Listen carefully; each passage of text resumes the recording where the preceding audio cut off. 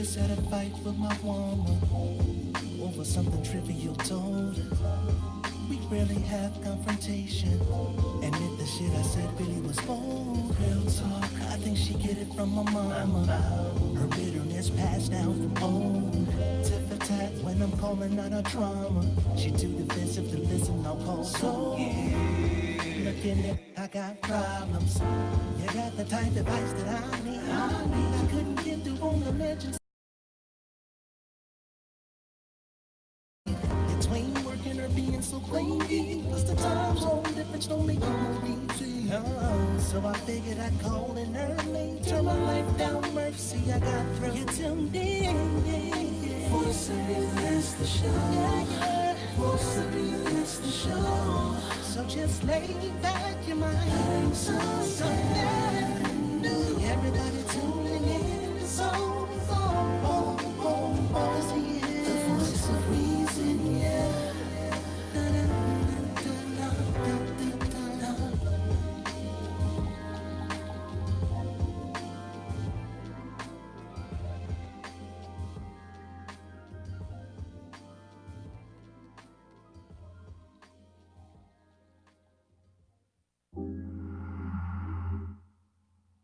Ladies and gentlemen, another Wednesday. I said I'm going to cut the intros short because we got work to do on Mansions Wednesday. Listen, I know you guys are used to the ladies being in here. As a matter of fact, Big Chris, can you turn up that fan? Listen, man, I know y'all used to the ladies being in here. Mondays and Fridays, the ladies come through. Yeah. Oh, yeah. It's too late now. It's too late. I'm live. Anyway, you already know what it is. You under dig? You got to know what it is. Voice of Reason is a relationship roundtable where Mondays and Fridays, the ladies get to speak on things. Oh, she should get over here. The ladies get to speak on things. You in the dig? But on Wednesdays, ladies are not allowed. Oh, you didn't know that, did you? Yeah. On Wednesdays, it's mansions, where men come together and build recklessly. You know we can't build crazy and reckless in front of women. So on Wednesdays, we come here to do that. And then a woman walked in.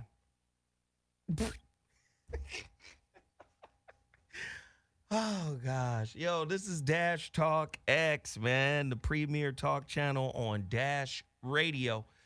Check this out. Before I even get into the topic of what we going to cover today on Mansions, my special guest in the building right now, Bobby Glanton-Smith, and Corey Holcomb is on the way. Go ahead, Bobby. Say what's up. Good afternoon, fellow citizens. Fellow citizens of Mansions. We about to cut the fuck up. And I don't know if y'all can handle it, but this about to be one of the real ass topics that a lot of times men never really have. Still about to shop and steal. The number to dial is 323-230-4610. I want to hear from some men who are going through some of the things that we're going to cover. And I want to hear from some women who are dealing with those men. The number to dial, 323-230-4610. That's 323-230-4610. Before I get to the topic, we got to promote Beal Sauce. Beal Sauce, the greatest hot sauce company in the world. Have you had some of this Beal sauce, Bobby? Can't say that I have, though. You know I got cases at the crib. They at the crib. Don't front on me, Bobby, in front of company. Don't. Damn, Bobby. I got you, Bobby. That'll work. I got you. It's 3 different flavors: Smuckatelli, Sergeant Sauce, and Gunny Fire. Sergeant Sauce and Gunny Fire is hot. Smuckatelli is hot sauce without heat. All the flavor, Delicious. Big boy had some. He done drank some. he Drinks. ain't even. He ain't even put it on no meat. He just pulled the bottle off. Pull that plastic clean off the bottle. Oh, my Lord. No, Chris done had it, man. I'm telling you, Beal sauce. Go to BealSauce.com. You under dig? Tell them Zoe Williams sent you. BealSauce.com. Beal, B-E-A-L-E. BealSauce.com. Now, the other thing I got to promote. Total Package Energy. Greatest energy drink in the world. I'm drinking 2 a day. I got one in my pocket right now, I think. God damn it. Do it? Shit. Motherfucker, let me see what the fuck happened. You know how old niggas go through this shit. The fuck my shit at? The fuck? Wait a right here, nigga. Bam. Total Package Energy. I do 2 or 3 a day. I don't really sleep well, but Total Package Energy. Tell them Zoe Williams sent you, man. Go support that black-owned business. Now, I got to put you up on game real quick. The Voice of Reason Radio, the show, is coming. You under dig? Don't be afraid to download the Dash Radio app. Don't be afraid to favorite my channel when it pops up on the app. VOR Radio. Take a listen. Tune in and turn your life up on VOR Radio. The Williams is the VOR Voice of Reason on Dash Radio.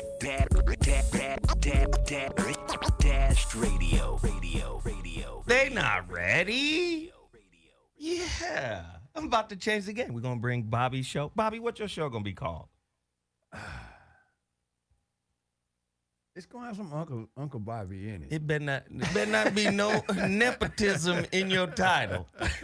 Uncle Bobby's water and gardening tips. Come on, Bobby. Let's do it. Wait, we will, and sooner than later.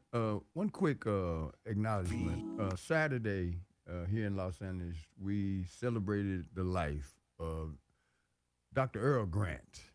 Dr. Earl Grant. Yes, we did. Rest in peace. Tahuti and Brother O'Shea Oh, yeah.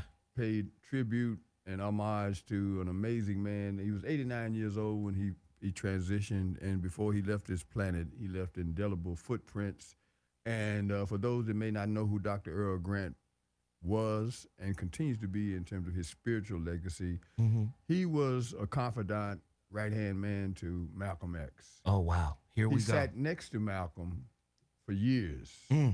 And right before the message on that fateful day in 1965 at the Audubon Ballroom in New York in Harlem, Malcolm asked him to do something that he never asked him to do. He asked him to run errands because he was a prolific photographer, organizer, just a multi-dimensional brother that brought a lot of services to Malcolm's new organization, the OAU. And he sent him on some errands. He said, man, that's the kind of stuff the secretaries do. He didn't want him in the room. Right. Because he knew, because Malcolm had a shotgun up under the podium. So he never had a chance to use. these are the type of old nigga stories that are significant that's going to be heard on Bobby Glanton's show. Only Bobby has this information.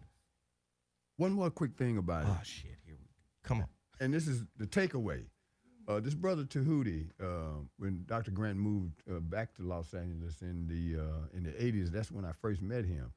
He, as he grew older and less capable of doing for himself, the brother literally took him in to his home, kept him nurtured, well-fed, and very, very comfortable till his last breath. And I think that's instructional that we take care of the elders. There you go. I love it. I love it, Bobby. That's why I'm trying to give you a radio show. It's received as such. Well, thank you, brother. Shit, I'm looking out. I'm trying to do my part. Amen. Boom shakalaka. VOR Radio, where mindfulness, music, and meaningful conversation merge.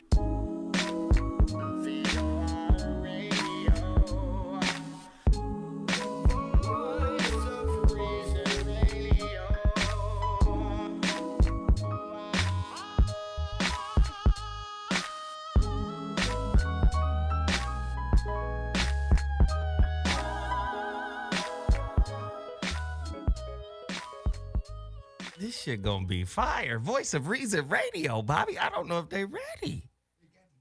They got to get ready. Is that what it is, Bobby? Well, I'm turning off my. yeah, you know, I've been silenced before. That's all right. They got to get ready. They got to get ready. Yeah. So, An inspirational radio station that's urban.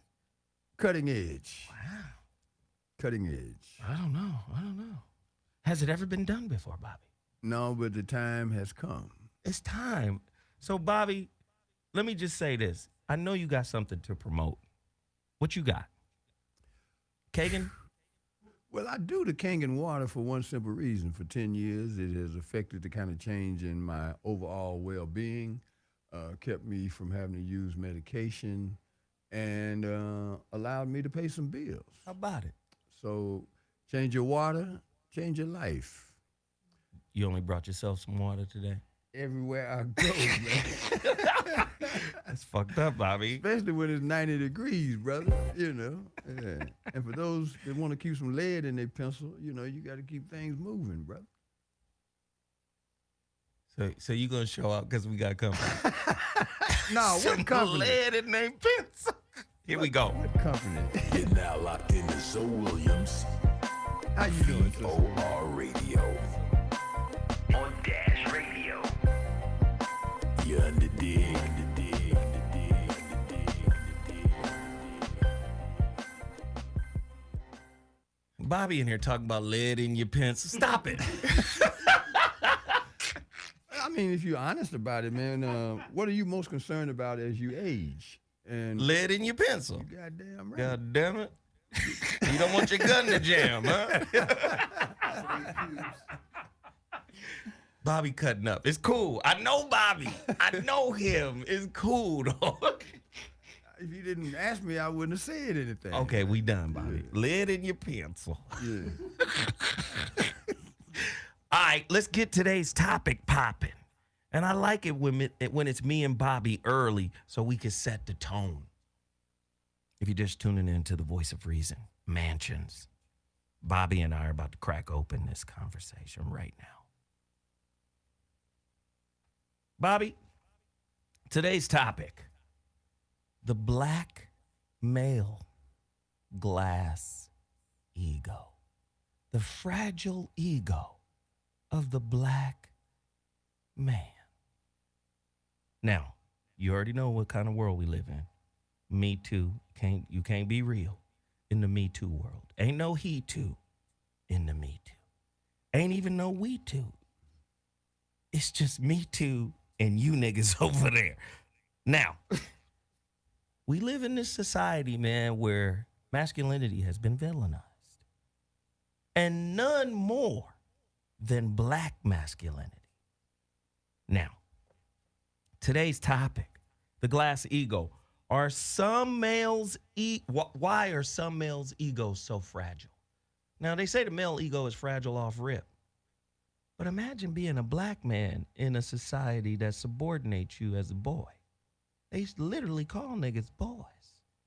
Really? No shit. Were you one of the niggas they call boys? God damn it, Bobby, you ain't that old. You young. Man, colored is on my birth certificate. That Look was at a that. bigger insult than being called a boy. Hey, you know, the colored restroom is over there. Look at I that. see the sign, man. I get it. You know, don't remind me. Bobby, I got questions. Is the real problem with black love the inflated black male ego? True or false? Somebody tell me that. Then the phone number to dial is 323-230-4610. Call me right now. Is the real problem with black love in America today the inflated black male ego? A lot of black feminists would have you believe so. The number to dial, 323-230-4610. Ladies, call me if you think I'm a liar. I want to hear from you. Gosh. We got crazy questions. True or false? Do we live in a culture that has promoted male supremacy from the very start? And if it has promoted male supremacy from the very start, it damn sure wasn't black male supremacy. It's always been white male supremacy. Correct? Still is. Still is, right? Has there ever been a society within this society where there was black male supremacy? Not in the last 1,000 years. Okay, cool. I'm trying to get my facts out. Because what I'm trying to point out here and shape for this topic is, how can the black man be everybody's villain? And then at the same time, how then do we keep our ego from being as fragile as our oppressor? His ego is fragile than a motherfucker.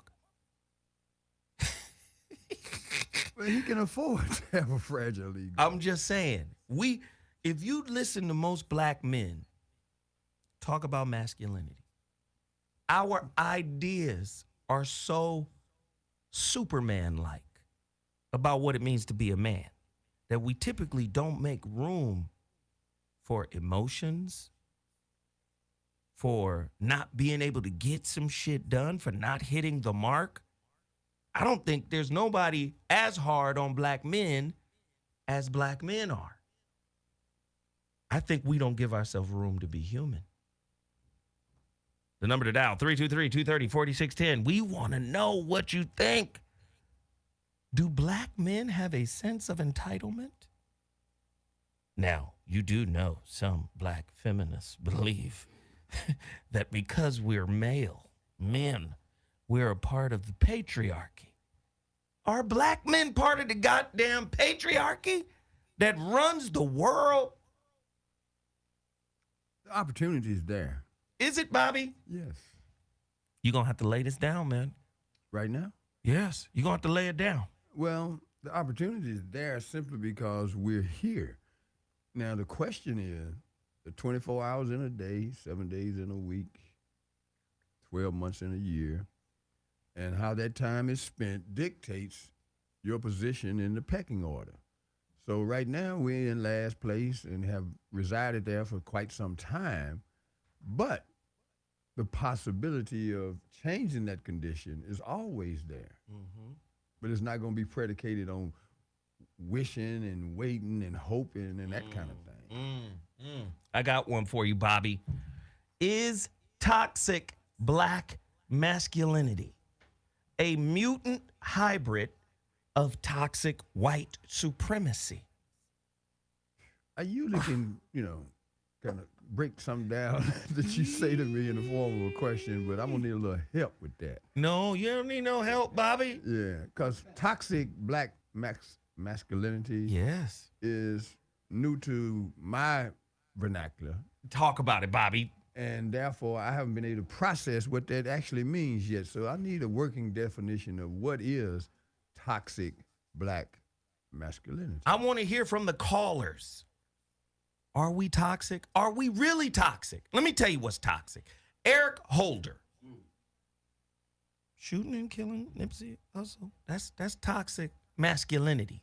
We don't have to put an ethnicity on it. We just gonna stick with the gender, right? That is toxic masculinity, right? Maybe. But again, when we start shaping phrases and then turn those into narratives, it can either inspire people, discourage people, or confuse people. And I don't know where to put the concept of toxic black masculinity, because what's manly, because there's got to be an association between masculinity and manhood. All right, what's manly? I get the toxic part, but what's manly about shooting somebody because of your problem? Yes. Go say more. So when people start, attaching certain distinctions or innuendos towards a certain behavior, yes, it can lead people into, I think, a place that's hard to. What am I supposed to do with that? Toxic black. What am I supposed to do with it? Right. What's the takeaway from that? Right. And if the example is Eric Holder, then I'm completely confused. You always confused, Bobby. It's all right. Well, What's up, Big Corey? What up, man? My nigga in the house, boy. All What up, good. Holcomb? Bobby Glanton. yeah. Smith this out if you want to. Ladies and gentlemen, you're listening to Mansions on Dash Talk X, the voice of reason. We live up in here from 5 to 7 p.m. The phone line should be lit. The number to dial is 323-230-4610. Voice of reason. Today's topic, the glass ego, the male ego. Why are some males' egos so fragile? Questions. Let me get Corey caught up on what we're doing. Question. Is the real problem with black love the inflated black male ego? Now, some feminists, black feminists too, would have us believe that it's our egos that's fucking up the relationships. I want to hear from everybody who has an opinion on it. The number to dial is 323-230-4610. What if the man, this is good. What if the man is really responsible, right? Or, no. This. What if the man is really irresponsible? How do you communicate that without inciting a gender war? Like, how can a woman talk to her man and motivate him if he's irresponsible without having this battle with him? A lot of women have this problem, apparently. I know the answer to that. Fragile ego, right? You can't even tell him that he fucking up his life, right? Well, you can't even tell him that you the best thing in his life and you trying to help him. How does a woman convey to a man that you on the ain't shit road without offending this weak motherfucker? But Corey? Who is around a man that ain't shit that's about something? Ooh, here we go. That's why you here. Keep going. If the man got all these issues, it's the reason he pogo sticking in your ass. You can't fix nobody. That person got to fix himself. Just like if you ain't fixed yourself, you going to wind up around, Zoe, you said it the other night, you going to wind up around somebody who on the same level as you. Right. So all this, I'm trying to get him to do this, I'm trying to get him to do that, that's a waste of everybody's time because the truth is he not going to do it. He just going to start preparing to move in with the next bit. This is what we do. Unless we got money and then we have our own, then we have a knucklehead that's just like us around us. Right. Because if you got any morality about you, you ain't going to be around nobody that's good. You're going to be like, you don't want this war. You need to go away. Get away from me. Right? You're going to get hurt. Do the Michael Jackson. Go away. I am not trying to seek and destroy, but that's what happened my whole life. I destroyed shit. But they destroyed anyway. You know what I'm saying? Wow. So you can't fix that. Wow. You gonna talk somebody into being what they not. Wow. Wow. You used the word irresponsibility. What aspect of that wide spectrum are we particularly talking about? Because you do know. Let's just be honest. If you haven't created whatever it is you're supposed to do in this world, the reason why you were born, whatever your purpose is, if you haven't found it, if you haven't discovered it within yourself, if you haven't manifested it, that shit's on a time limit. Let's just be honest. That shit's on a timer if you're in a relationship. Oh, okay. If you in a relationship, your purpose is on a timer. Great. Let's just be honest. Because your woman is going to see, well, this nigga is in the process of some shit. And that might attract her to you. And she might want to help you do it. But make sure that you understand that she's doing that so that shit can be over. What could be over, Zoe? Whatever it is you're working on, that shit need to be over. Why? It must be stopped. Listen, Quincy Jones is Quincy Jones. He will not be proud around me. This nigga's over here working on the Thriller album. But then it's like, well, he's neglecting me. But you would think whatever the fuck they working on over there is going to be some big shit. So you would think some people would step away and allow that shit to be what it is. Mm-mm. Your purpose got a timer if it ain't already going. You got to break these words down. It's not a man. It's a whoa, man. You get what I'm saying? That's why they call it. Somebody said, we're going to call these creatures, whoa, man. Whoa, when you're around them, you're going to say, whoa, man. Stop. I'm just saying. They're awful things a lot of times that need to be molded into a tamed pet. Damn. If you want to keep one. If you ain't got the tame pet, you got the dog running around shitting their whip. That's what she gonna do. That's what she gonna do to your life. You don't believe me? Let's go to divorce court tomorrow and talk to any random nigga in there and say, what happened to you? He was like, I believed. And what? Right. I listened. I cared. Damn. Now I'm fucked. Damn. Whoa, man. Whoa, man. Corey, crazy. I'm just saying. I love it. I didn't see that one coming. I'm just saying. So, That's what they are. They whoa mans. damn. Get to your phone lines, 323-230-4610. You're listening to Mansions. Corey, Holcomb, Bobby, Glanton-Smith, Zoe Williams. We in the building right now. Suppose a woman tunes into her partner's intuitions or intentions, but he doesn't reciprocate by hearing her needs. How can she convey her frustration without becoming a nag or a know-it-all? These questions are written by women to say that if my man doesn't reciprocate what I give him, I can't really check him on it because his ego is too fragile to accept that. But what are you bringing? If you're listening to somebody talk, you're looking at them and you're watching everything about them. I'm saying like somebody who has common sense. Who is this talking to me? If it's a girl who ain't bringing nothing but womb and wash-off rags, how can she make a point with you? She's not going to build the empire because you got womb everywhere around the city. That's what we do. We got womb set up over here, over here. Don't nobody want to say that they really a womb hoarder. That's what we are. We're womb hoarders. So if a girl ain't coming with nothing but womb, it's hard to listen to her.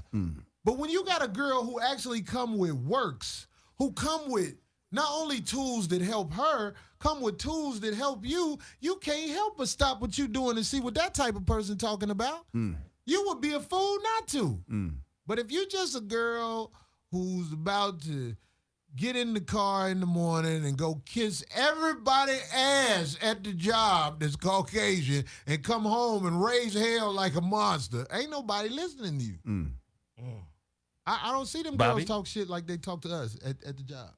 You know, that takes, first of all, digestion, because sometimes the truth is a hard pill to swallow. When you have, as I have been, in situations where relationships and boundaries weren't defined early on, and then you go into that period where you just see it coming. It's just a matter of time before somebody has to step away or somebody's going to get really hurt, really bad, sometimes even physically so. And I guess the outcome for me has been to try to get in the center of myself and be very firm about what I can put up with and what I can't put up with, in spite of my natural desire to mate. Because that's where men typically get in trouble. You know, we'll put mating first. Right. And it's not the opposite of that Steve Harvey concept of waiting 90 days, anything like that. It's just knowing that you're dealing with somebody that if all else fails, there's some common ground. Let me ask you this, Bobby. Well, you got a question? Yeah, I got a question. Go ahead. I mean, like, the situation that you might be in right now, I don't know. But I'm saying, in your lifetime, have you ever had a female partner that you can hold up in the air and say, this was a gift from God? That means no. No, it doesn't. The hesitation? No, it doesn't mean no. The larger question is for how long? Well, was it a gift from God? It's not how long, because let me tell you something. A good person is a good person. They not going to let nobody turn them to a bad person.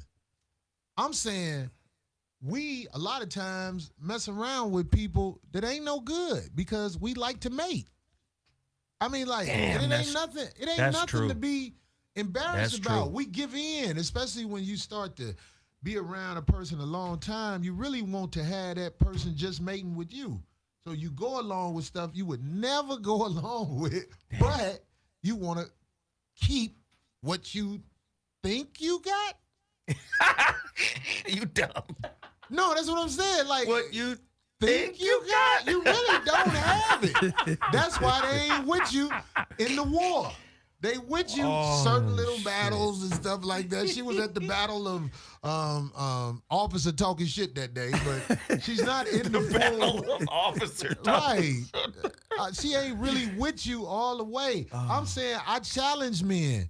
Look at all of the women they ever had. Were you smart enough? That's where it hurt. Because when you say that, people get their ego and chest bump out because we men. But who could say, were you smart enough to be around a quality person, somebody that stood out, or did we, I'm saying all us, just settle for what we didn't want to get rotted out in the street? Is that what we did? A lot of us did that. I know I did.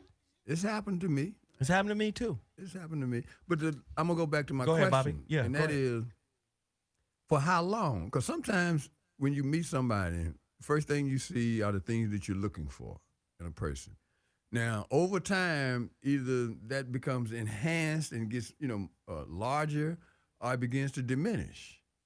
That's what I meant by. If you was stupid, I'll go with that question. But see, I know Bobby is a smart guy. Bobby know what he into. Bobby don't walk into no situation like that not knowing what he get into. See, I've been around you. We used to hang pretty tight for a little while. Yeah. And just my observation of you, I know you're not stupid. You ain't around no woman that hit you all of a sudden one day and you found out she wasn't shit. No, Bobby's aware. Anybody you been around, Bobby's aware you to the peeped it motherfucker. right away. What you say, behind enemy lines? You knew you was behind enemy lines. It's just you kept arguing with it until it mattered if it left or not. Right. That's what happened to all of us, man. So I got a question for the whole panel. It's called being raised without a dad. I got a question for the whole panel. Ladies and gentlemen, you're listening to Mansions. It's Wednesday, 5 to 7 p.m. on Dash Talk X on Dash Radio. The little homie, I mean, he's a young brother, man, but he one of them sharp ones, man. I believe you. Reza, it's a few of them out there, man, that I'm like, yo, man, these youngsters is out here putting it in. The It's future. It's a whole new generation of little smart motherfuckers whipping niggas like, you know what I mean? So I'm fucking with these youngsters, man. Hey, his name is 19 Keys. Smart boy. What's up, brother? Tell you right now, he's in the building Yeah, right brother. now. And then we got Bobby Glanton-Smith. He about to fall asleep. Wake up, Bobby. No. Okay, good. And then, of course, we got the big homie, OG Corey Holcomb in the building. I got a question for everybody at the table, starting with Bobby. When was the last time your ego failed you? When was the last time it was attacked? When was the last time it was cracked? When was the last time it shattered? Your ego, your pride. Now, you know, some people will distinguish pride and ego. When was the last time your ego failed you? You know your ego is your identity, who you think you are. When was the last time that failed you? Man, that's a recurring question. Yeah, let's get that. Come on, Bobby. That's a recurring question. I guess the last time it happened, when I ended up feeling like maybe I don't know what I'm doing. Yeah, I like that. I like that. Keep And going. if that's the case, what am I supposed to do? And my reaction to, doubting myself was that inventory, that personal inventory, and saying, am I that far from where I want to be in my center of life? That this is actually true, or am I in an environment where I'm not being nourished internally? Because it really starts with me. If I believe in what I believe in, then there's no turning me back, which means I got to accept the consequences of some loss. And that's when the wobbling can get you in trouble. When you keep trying to turn a 6 into a 7. You know, and it's just not going to fit into that square. And the longer I struggle with those kinds of situations, the worse it has gotten. And people will respect you only if you respect yourself. I mean, these are all phrases you hear all your life, but they actually play out that way. 19 Keys, then Corey Holcomb. I don't know. That's an interesting question. I would have to think about, I think just in current time, I don't hold on to too many past thoughts. But if I could go back to just being around powerful individuals, you know, like some of the brothers you just talked about, when we in our groups, I think it requires a sacrifice of ego. You know what I mean? Of even that whole identity that you build up and who you think you are sometime. And it becomes, as you become super observant, as far as how other people respect other people and how people are held in different positions, titled blah, blah, blase. You know, for me, it has always been about, instead of like getting rid of ego, it's always been about shifting the ego in a direction to where it can become valuable for me. You know, and I think I talked about last time the we go, you know, as far as, you know, we put our ego into things that we do together, and that's what we brag about. Instead of like, no, let me be the one that's put the big face on the flyer. Let me be the one that's to say that I'm the one that created this or that and the third. And instead saying that, nah, because if it's really for the bigger picture and we really doing something for the people, then I shouldn't have no problem sacrificing that in the first place. And then at the same time, let's shift the direction of that energy of the I into the we. So we walk around bragging like, look what we did together. You know how hard it is to work together? It's hard as hell, especially with people who have egos. So instead, the new ego becomes the we go. We just brag about what we do. So it's not even that I had to diminish it in the sense of getting rid of it, because that's, you know, very much of an impossibility. But in the sense that let me put it in a direction that this actually becomes valuable for me. But in working with a lot of individuals that are powerful, that are genius, that are have their own aura and their own energy about them, you catching yourself to be like, all right, how does mine max up with other individuals is powerful? Because it's easy for when you around other people that don't have status, that don't have, you know, accolades or whatever, and to feel like somebody. But how does that stack up when you're around other individuals who've done more than you? Interesting. Corey? Hey, so give me the question one more time. When was the last time your ego failed you? When was the last time it cracked? When was the last time it shattered? Because you hear people say all the time the ego is fragile, especially on a man. Male's ego is fragile. We hear that a lot, right? When was the last time it failed you? Fail me today. It's like Bobby said, this is a reoccurring thing. No. That's real talk right there, though. I saw my wife calling my phone. And me and my wife having real problems. In fact, we ain't together for real no more. So when I saw the phone ring, everything that makes sense about me said, don't answer that phone. But my ego, I can handle this call. I can take this call. I'm going to be calm. We going to figure it out. It's my nigga right here. I'm Corey. I can handle this. Even though I failed this call thousands and thousands of times. You see what I'm saying? But my ego made me answer that phone. And just like almost every phone call I have with my wife, who I love to death, it ended, fuck you, nigga, get off my phone. So I don't want everybody to think that they the only one going through this.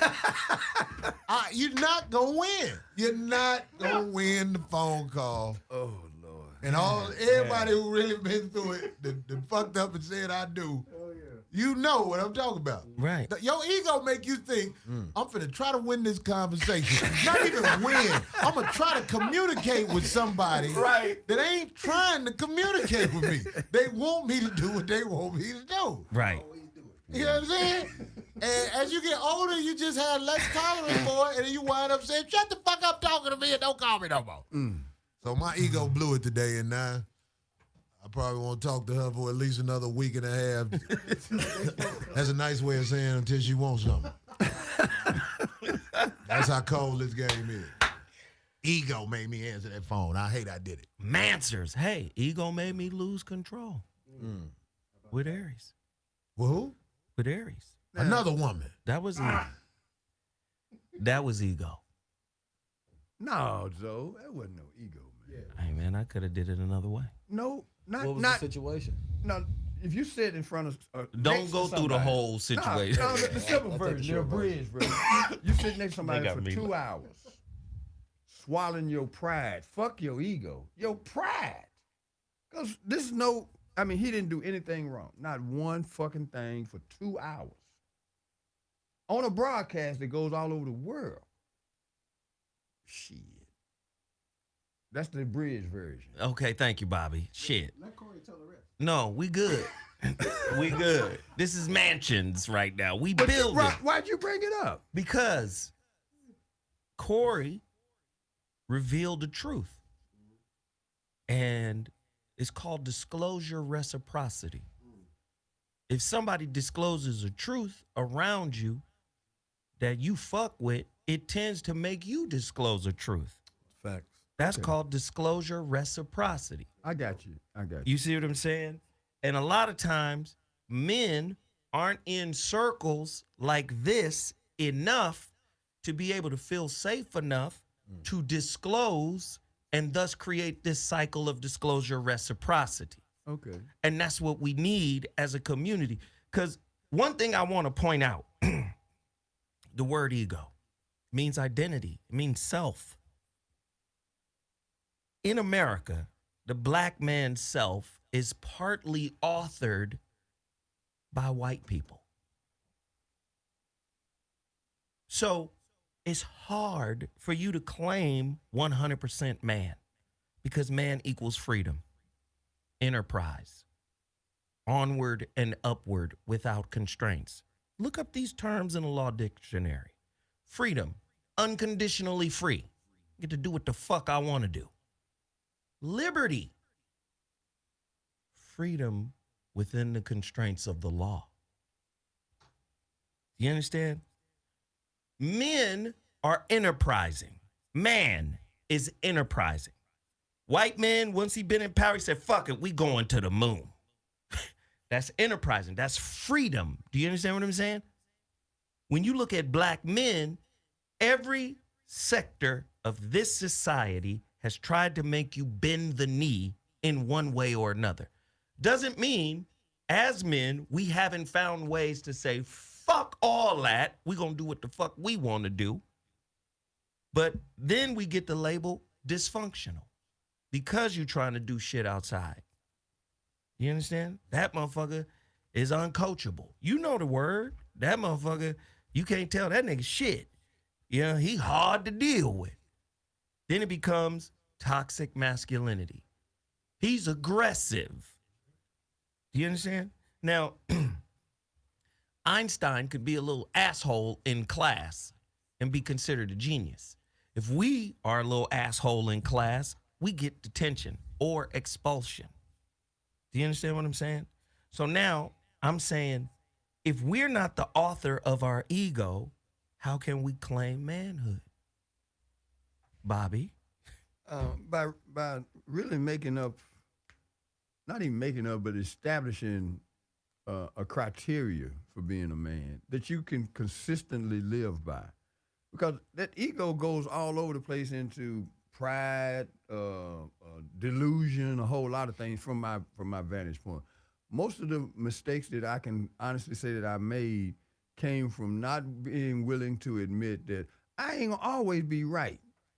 And if I do the best I can once I have made a mistake, there we go. I done made mistakes. And So- since we done opened the floor up like that, Yeah. man, this brother here, we went through some things that had more to do with me not knowing how to talk to him about my behavior, because you got to get down to the root of why you're doing certain things. And I'm speaking for myself. Right. Because it can look like something, it can look like you don't care, or that you're being disrespectful to somebody else, when really you struggling with what to do, period, and you don't know what to say. That's like when you and I first met, when we was down at the J spot. Mm-hmm. This motherfucker was wild at the J spot. But then he recognized, and I think you talked to him like, hey, man, because he was on the air. But then he recognized it. Bobby did. Bobby pulled me to the side and was just like, nigga, I just don't know who you are, nigga. Who are you? And then we talked, and Bobby was like, oh, this nigga one of me. He one of mine. We the same. And me and Bobby been cool ever since then. But again, that male ego is so fragile that we got to walk on eggshells to approach each other. So imagine how our woman has to position herself to talk to us. But I believe that part of being a man is you don't have to be right. You just have to be growing. And in that absence, it releases the border and the constraints on your manhood as far as, what creates the so-called fragility. Because I always say the only time that masculinity be considered toxic or in the context of fragility is when it's not matched by a conscious identity. And by that, I mean self-knowledge. And there's a difference between masculinity and divine masculinity. And we talking about that of the higher mind. And so a lot of it I think that we deal with is not actually masculinity, it's more so toxic femininity, that a person doesn't actually have control over the emotional aspect of self, which is what a lot of people end up showcasing. Because part of masculinity is power, which also goes to not just external power, but internal power, and also power over emotions. So I was always taught that, you're supposed to rise above emotions into the thinking of God. So that rising above emotions is more so showcasing you have power over the feminine aspect of self, because that deals with the emotions. But a lot of men don't study women. They don't study the feminine aspect of self. So therefore, they don't have power over that aspect of themselves. So when you get anger, your anger is more so driven. It's the same thing that you can be considered, you can consider it to be more masculine fighting, a physical exercise, than shooting. Then you getting emotional and you just pull a trigger. That can be considered more feminine than masculine. I like that. So when we look at the reality of it, I think that we have a holy imbalance. So it's more so being balanced between your masculine and your feminine aspect. And that's where you get the divine masculinity, because you're talking about of the higher mind. So rising above it and having control over it. Got it. Bobby? Corey? Is there a definition for what a man is? Do we have that? That's what we were trying to get to last night. I remember. That's why I say we that. We was working through that. And we never came up We with a never did. Go ahead, Bob. Come on, Corey. What a man is. We never did. That's why. This is why what you do while you are alive is so important, especially in front of people you're going to see again, because you are being watched and judged. And I'm saying it's good when you approach people and they know you of conducting yourself like this man we are talking about. Not somebody who's slick, not somebody who talk, split tongue, always trying to con you. Because when you do that and you establish yourself as that person around man or woman, you are not looked at as a man. But when you conduct yourself straight up and have the courage to admit when you're wrong, right? That's what people say. If you're not around and somebody say something about you, I'm talking about people who ain't even good people will be like, no, not that motherfucker. Not him. That motherfucker conducts himself like a man. Right. That's why it's very important, even when somebody ain't looking or you think ain't nobody looking, because, somebody always watches. You know what I mean? Right. Conduct yourself straight up, being forthright. Don't try to out-slick your brother and sister. Don't do that shit, because your rep might not mean nothing to you, but I'm telling you, it means something in the long run when you out here trying to step to somebody with anything. Because if you known as a bullshit motherfucker, I'm looking at you like this the whole time you talking. Who you talking to me? Right. I know you ain't talking to me. Right. I know you for bullshit. You get what I'm saying? you for You shit. one of them niggas. Hey, you ain't got the courage to stand on what you do and be forthright. Oh, man. So if we looking for a definition of man, I'm just saying the one I would come with is the motherfucker who come for real, the motherfucker who you can look at when he talk. Right. And take that shit to the bank. Right. Oh, he said it, I believe him. Right. You know what I'm saying? That's how you want to be in this world. And that's how we need to teach these youngsters how to be, because I believe a lot of them who have a moral compass will get with that shit. So let's just say the definition of man, this is about to put the whole kibosh on everything that was just said. Let's just say the definition of man is God. Ain't God more than man? And man is more than society. I feel like because God would be the actualization of man. There we go. How about Yes. that? Way to go, young Yes, brother. that would be the definition. You trying to be God? I like that. Yeah. Yes. It's an upward climb to that. Yes. Hell And This I is- always say that manhood is about, I always put it in the terms of management. And I look at it when you a boy, because there's a difference between being a male, a boy, and a man. The man is the construct that you actually define as far as what you become and how you structure your mind to live your life. Right. So you're born a male, but not everybody develops into manhood. Into manhood. So what happens when you a boy? You have somebody managing for you. When you want to eat, somebody else provides for you. Right. When you want to go to school, somebody makes that schedule for you. When you want to make money, you have parents. You have, somebody who authors your life and administer all your activities. Somebody that manages you. And I So- always break it down to man age. Wait, I like what you're saying here because I need to. I think what you're saying, and you can say it shorter, is this. You can't be man unless you manifest.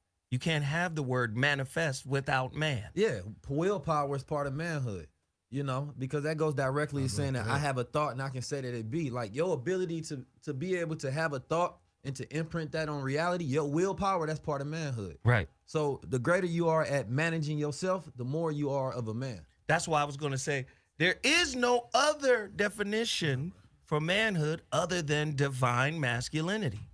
Well, I think it steps upon that. Of course. Because somebody can be basically provide for themselves, protect themselves, those different things, but they might not have that emotional capability of that divine manhood to where, you can make your own money, you understand me? You can be in a relationship and things of that nature. People think that they get a job, they get a car, and they get an apartment, and they by themselves, they a man. That's only part of it, but there's another level. There's a higher And level. that divine masculinity comes from that masculine-feminine balance within self, which is usually when you get into a relationship with a woman who brings that out of you. So how does this feel to y'all? Bobby, I'm coming to you on this. Societal responsibilities requires man to be a custodian of those responsibilities. And oftentimes we mix up a good custodian of societal responsibilities as a man. Now, the brother just said something very powerful, and I wanted to point to this book that a lot of people don't read and a lot of motherfuckers are scared to look at. It's the Kabbalion. We have to be careful of how we characterize femininity because all our ancient science stolen by white folk and claimed by them, the 7 principles right here, all straight out of Egypt. And all the Masons, all the white boys who created the lodge over in England, they all use this book. They all read this. 7 principles out of Egypt. One of those principles, you get the 7 hermetic mental transmutation, the mental universe, the divine paradox, the all in the all, the planes of correspondence, vibration, polarity, rhythm, causation, and gender. See, when we apply emotionality to just women, we do women and men a disservice. Facts. Say that again. When we apply emotionality to just the female gender, Right. we do both men and women a disservice. And when we classify femininity has anything to do with weakness. That's exactly. So again, there's certain levels to this shit. Yes, there's toxic femininity that could be fucking destructive. Expressing yourself is feminine. Art is feminine. Yeah, There we I go. don't think we know how to classify most of the things that we do as what part of that feminine expression that we actually exercising. If your fart don't make noise, that's feminine. No, I'm just fucking. I almost tried to justify that for by the 10th of a second. Hey, wait a minute. This motherfucker That sound like you done shitted on yourself. if if you fart, don't make noise. That's what I think it is. That's feminine. Right. Wet booty ass. You don't get your cavernous butt out here. Cavernous. I don't even know what that means. Go ahead. It's a cave. But yeah, the reason why I'm pointing this out is because sometimes as men, we can have a very linear and inflexible definition of manhood where it's black and white. And all I'm saying is there's a power in men to be creative. There's a power in men to be expressive, expansive. Again, there's yin and yang everywhere. And especially in relationships, there's yin and yang between men and women, but there's also yin and yang within. Exactly. Duality. How you gonna understand her language if they speak different languages? Remember the brother mentioned it yesterday about men are from Mars, women are from Venus.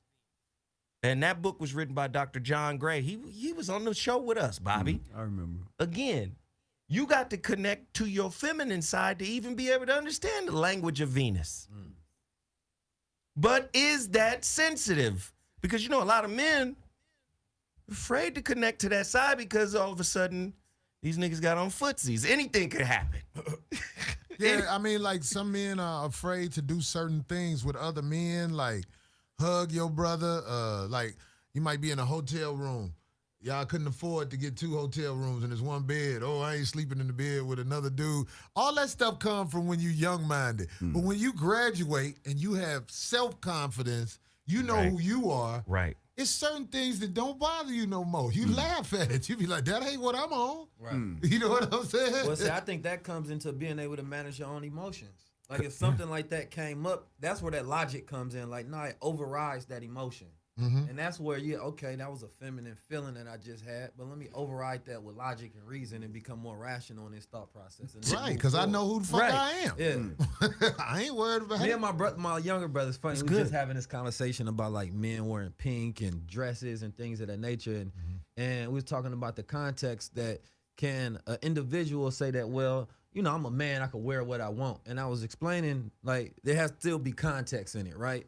So if a person is wearing like European fashions and dresses, things that are made for like white women, and you a black man and saying I'm just a man, I could do what I want, that doesn't really tie into the same conversation. Now, if it was more so something that was attached that was cultural, like in Africa wearing long garbs and things of that nature, then you can say, okay, that's a person doing something that's attached more to a cultural logic. But to do something in a more feminine, rebellious aspect just because something wasn't made for you that you want to do it, especially within the context of America, to where, you know, I don't believe that wearing pink or anything makes any person any less masculine. I think that, of course, color hue has something to do with feminine and masculine properties. But when it comes to certain things in America, there is a context and a construct that was created. And I think that we have to be careful a lot of times when we defining ourselves and we defining the reason that we do things, because it could be very feminine for an individual to rebel just cause, you know, and because that doesn't really have a deeper entrained logic in it. So we sometimes try to rationalize our feminine behavior instead of balance our masculine and feminine in the decisions that we make. Because I can maybe want to do something, I had a feeling to do something, but then my masculine side said, let me rationalize with that thought process. You know, and we talk about identity of black men in America, is dangerous sometimes to where we fall into the European scope of masculinity, because I think there's a difference between black masculinity and white masculinity. Yeah, of course. But if black masculinity is running the society that you live in and creating all of the social game rules and the social engineering, they run all that shit. You don't get to be who you really are. They'd be like, no, nigga, we not doing that. Right. Now, remember, white masculinity didn't mind homosexuality. Right. That was part of their shit. Romans and Greeks was like, Boy lovers. Yeah. they pedophiles and all kind of stuff. Pedophile, all that shit was on limits. Right. You know, if they got married to a woman, for the first few years, she had to dress like a boy and back into the room and the bedroom, walking backwards. What? This real shit. No, I ain't know nothing about And that. creep her little ass in the bed and be boy-like. That's where a lot of the mentorship comes from. is the young boys having access to the older man's knowledge. So, and the Greeks would bend over the young boys that were more of the rebellious. And what they would do is they would practice pedestry in the sense that they wanted to neuter that mindset of those young paradigm shifters. Absolutely. Because nobody's born in a world accepting a world the way it is. You ask questions like, why it have to be this, that, and the third? So the way that they killed that mindset was they practiced pedestry. They bent them over and they neutered that mindset, and then they fed them their paradigm so that they grew up and enforced those same rules in that same cycle. Look, sports started out naked. That's why you get the word gymnasium. It means nudity.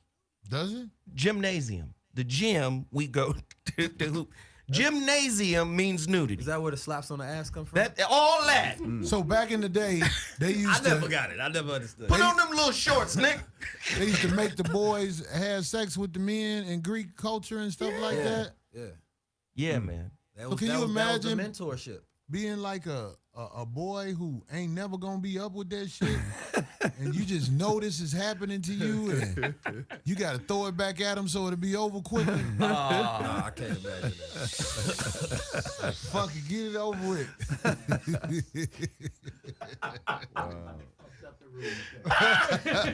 I'm just saying, Man, if you're a young man and you are being basically deboed, what the fuck you gonna do? It's like in jail. Getting Damon, right. But there's a financial raping. There's an educational raping. Right. There's a financial emasculation, and there's an educational emasculation. There's a knowledge emasculation. I can't let. First off, do you know one of the most hidden artifacts from ancient Egypt is all the big dicks that was carved in the walls and the statues? You don't see the dicks. Wait. So you have knowledge that dicks have been taken away. I mean, that might not. Your ego might not want to let it be known. My ego- That's the most angry part of history. My ego is fine. Dicks disappeared, and you know about this. The dick ticker. Wait, Corey. The phallus symbol. The dick sports ticker. Dick's missing. I mean, but that really goes into the whole reason that, there's white masculinity and black masculinity, because part of even like murder and brutality that happens today, and in older culture, there was cannibalism of white men, of black men, believing that they would eat the flesh and the spirit of the black men and be able to take on their power, and there was a very sexual aspect of that existed within that as well. So a lot of people don't know the connection between these histories and even that Greek shit. If you think about it, that I look at that as the older generation versus the young generation. Right. Emasculating them and forcing them to take on your mindset, and that's the only way that you accept them. And so when you have that rebellious mindset of that young person, there's a very much emasculation of that young mind until they take on your ideologies, and then you groom them so that they can continue to perpetuate your ideology instead of allowing them to grow and evolve and to introduce a new one. Because all systems, especially within this particular construct of masculinity, is about control instead of growth, But see, this goes back to what I was saying about what they cover up. Just like you've seen Egyptian busts and statues of the sisters, right? The sisters, you saw the ass on them. And you know how we are as men. We know what our sisters look like. It's just been recent that white women done got these asses. And I'm just saying. A question on that. Do you think Obama has anything to do with that? Now, wait, before I even go there, let me finish this point right here. They hid all of the artifacts because the physiques and the figures tell you who those people are. They not finna show 12-inch dicks on a statue because we know what's happening. These are our folk. Part of that has to do with, we're going to cover it. That's why these artifacts are all over the world in different museums, and you got to have permission to go see shit so you'll know, oh, this our culture. Again, this goes back to, can you be a man without the true knowledge of who the fuck you are and where you came from? Can you really be a man pantomiming another man's system? Shit, no, if you put it like that. But there's always going to be exceptions, and that's when it really gets to be problematic, because somebody's always going to be able to mold into that space where it appears that they are doing well, but it's not replicatable, nor is it sustainable. And Obama's a good example of that. You know, we had certain expectations that were unrealistic, and then by the time we found out that you can't be somebody else and meet the needs of the people that you most look like, it's going to fall apart. And it fell apart right in front of us to the point where it got embarrassing, man, because anytime you can't even defend your self-respect. In other words, somebody come up and stick a finger in your face and you're the most powerful man allegedly in the world, and you got to take that? Bobby, you were there, weren't you? The civil rights, right? The civil rights movement. Era. That era. The era. Yeah, you were I there. wasn't in the movement, but Was I was in the motherfuckers era. holding up signs saying, I'm a man? They wore 'em. Okay? They wore the signs. This is my point. But that was not the only aspect of the civil rights movement. And that's why we are in the shape that we're in now, because there were people. What was the other aspect? Other aspect of it were the deacons of defense and other little groups of men that did not allow you to ride through the neighborhood and terrorize the neighborhood without some get back. It happened in Chicago. It happened in cities all over America, but that was on the down low. Now, them folks know who to fuck with and who not to fuck with. There's a reason why the KKK never messed with the Muslims. It was going to be some get back. Now, they didn't have no problem riding over and pimp slapping Dr. King till he got tired of that. and he started using the deacons of defense for his personal security. Slapping me, goddammit. But see, that all goes to individual manhood rather than being a part of a collective, right? Because part of that protection that's provided to you is being part of that collective to where you can exercise your manhood. You know, you can speak a certain way that you want to because you have somebody that's you protecting them and they protecting you. Because part of manhood is being able to protect self, and then after you gain that protection from self, you can protect others. So I think that the problem is that it's the lack of unity and the lack of being a part of a tribe or a part of a collective that allows you to have. It's like a police officer can act like a man because he knows that he has backup. Well, the gun but by himself, the gun, his crew, his training, all of that is the great equalizer. So it's kind of we are at a disadvantage when you don't have nobody to help back you up. Your masculinity is only backed by you, so you can only go so far. It's like, you know, even in a slave that wants to be rebellious, if he don't have nobody else to back him up, he's sacrificing his life in the name of this feeling or this action.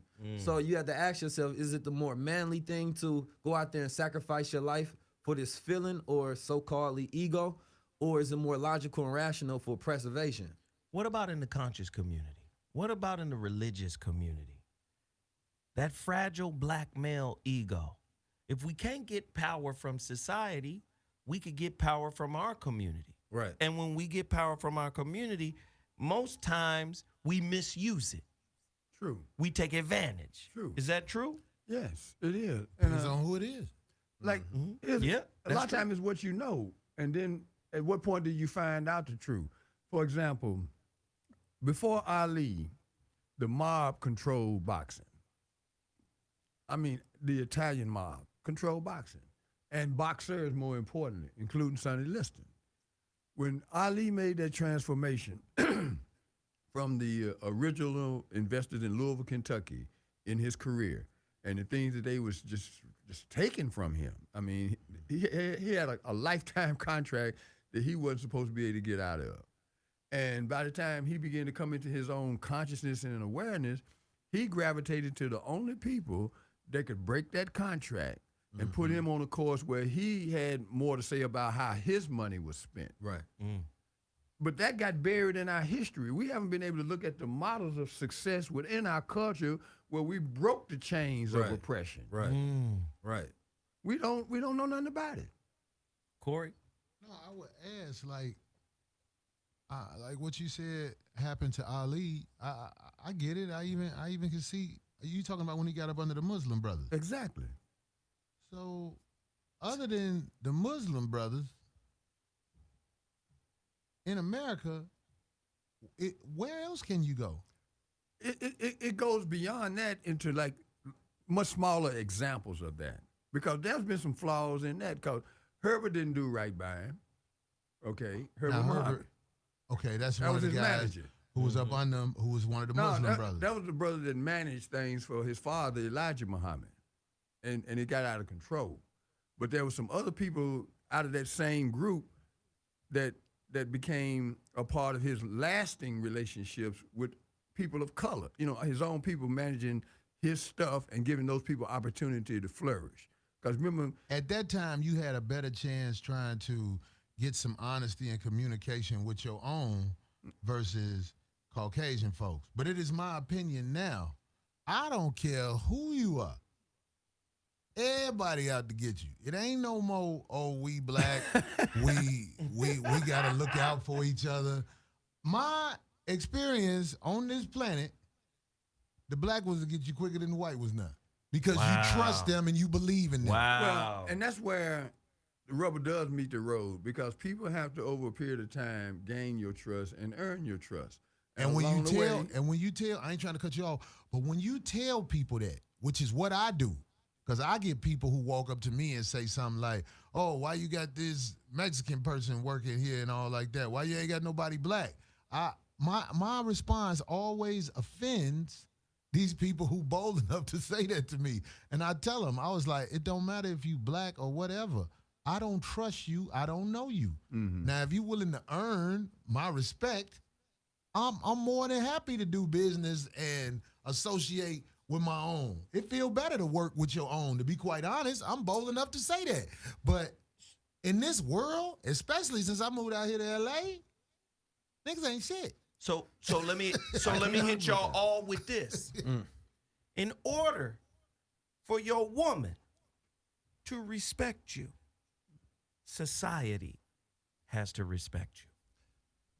Is that a question? That's almost true, Zo. That's the question. Yeah, True that or false? depends. It's context on that, because you could be, and then you have to align what respect is, because you could be a type of individual who is not politically correct and who doesn't fit within agreement with anything in society, and society may not respect that. But that doesn't mean you're not a powerful, dangerous individual who take care of all their responsibilities in life and still successful. So they might not be respected by your white friends, might not be respected by your gay friends, might not be respected by your right, left wing, liberal, whatever friends that you have. But as they stand as a man on their own and how they take care of their activities daily, you can still be a man without having the filter or the categorized respect by society. Sometimes that means you're more respectable. True. Because you create your own world instead of assimilate into another one. That's deep. I like that. That question you asked, I want to make sure I say it right when I say this. You asked, what can your woman respect? Can your woman respect you if society doesn't? Do you need society to respect you in order for your woman to respect you? It depends on the woman. Come on, Corey. If you are a respectable woman, you are going to flock toward a respectable man. Now, let me tell you something. More than anything on this planet, like even a baby, because a baby got to watch you to learn how to talk. The motherfucker watching you the hardest is that woman you got around you. She ain't missing nothing. Trust me. If you are respectable, which is very hard to do, be a respectable person around that woman, even if she a villain, I'm telling you, she gonna give you yours when it really boils down to it. Even if she got to get the fuck away from you, because if she ain't respectable, she gonna wind up getting the fuck away from you because you're gonna intimidate her by being a righteous person. Oftentimes when a woman don't respect a man is when he doesn't do what he says. That's true. Right. If you say you're some kind of way, even if you're respected by society, but behind closed doors, that's not you, you can lose that respect. I saw Bobby? this. Oh, go ahead. My bad. No, finish it. No, that was it right there. That part of it, the public persona and then who you really are will define what should and should not be respected. And at some point, we've all made promises that we couldn't keep for one reason or another. And the one thing that should have been done wasn't done. And that is just own it. Look, I can't do that. That's just not who I am. Right. I'm just not made up like that. So don't ask me to go and be around this, that, or the other. Right. Let's take that out of the equation. If that changes our relationship to the point where it's irreparable, then we need to go ahead and go there and get that over with. Right. One day it was a Which is more promoter, respectable. a promoter. He does comedy now, but he used to just be a promoter. Let's just say his name is G-String. I'm just keeping it 100. I ain't lying. I put everything I love on what I'm finna say. One day, G-String owed me some money. I did a show out there in St. Louis for him. He didn't want to give me my money. This is something I never forget. I went to his hotel. I heard him and his woman in the room laughing and joking. When I knocked on the door, his woman came to the door after a minute or so, and she was like, "Can I help you?" I was like, "Yeah, I need to talk to, I'm just saying his name, say G-String. I need to talk to G-String." And she was like, "Oh, he's not here." And I was like, what a fucking coward. You sent your woman to the door. I said right out that this bitch will never respect you, nigga. You sent your woman to the door? Nigga, what kind of shit is that? You get what I'm saying when I say respect? Yeah. I don't think you could ever fix that. That's like when, Your girl saw you do something that was so cowardly, even though she still might be smiling with you, she know, oh, this pussy motherfucker. You get what I'm saying? You can't do stuff like that and expect to be respected. that's what Jacob did when returning to face his brother Esau. He put all the women and children, everybody, food, carts, wagons, everything up front, and he was at the back of his caravan because he stole his brother's birthright. And he knew his brother was more man than he was. And he knew, like, my brother, he was scared. My brother gonna kill me because I stole his birthright. He put the women in front of him, Right. the kids in front of him. The women and the kids don't respect the motherfucker in the back now. So now I bring that point up. I bring that point up because if that is what is required, we hear people say it all the time. Women are attracted to power. Facts. And if the black man is powerless in America, virtually speaking, because you already know, once you really start tiptoeing into power world, you were either selected and put there by the standing monolithic monstrous system, or if you got in there your own way, you're gonna be seen as an interloper and they're gonna get your ass. Go ahead, Bobby. Yeah, you dug up something, and it ties back to some of the experiences we've had in common, the three of us, and just met this brother last week, and how things played out. For example, remember when I did that show in San Diego, and I didn't make any money off of it. I was supposed to pay you that night. And I saw the look on your face, like, not again, okay? And then as soon as I got that money, I paid you that money. You remember that show in San Diego?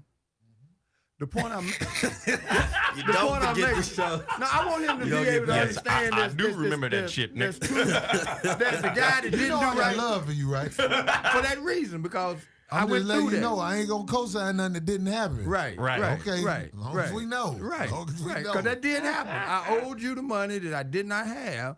And I heard when I told you I didn't have it, I said, I'm going to get you that money. And I did. It was about a week later. No more than that. The show at the club that night, doing the black contractors thing. Do you remember the thing? We should probably talk about that off air. You think so? Because you my brother. I love you. we don't need to go through I'm that. talking about that. Hey, listen now. Here's the example I'm We making. talk about this later now. Okay, No, man, that's the reason I'm even bringing that up is sometimes when things go bad, all you can do is try to make it right. That's all you can do. Now, either people understand that and allow that to happen, because on the other side of that equation, I'll move on to another example. With my own brother, all right, My brother did something that I have never. No, he said I move wasn't away there for from it. that. That's why I moved on. No, I'm moving on to talk Bobby, about. I ain't trying to stab at you, man, but But I'm then just just let saying. it go. You said let that go. I'm using another example. Okay, let's Okay, do and that. here's the example. This is the example that I'm using in terms of trust and when you lose it and how hard it is to get back, especially if a person stays in denial about what it is they've done. That's the larger point that I'm trying to make is in everybody's life, we have done things that we didn't do the right way. And sometimes I ain't never done anything out of treachery to somebody, but I know it can look like that.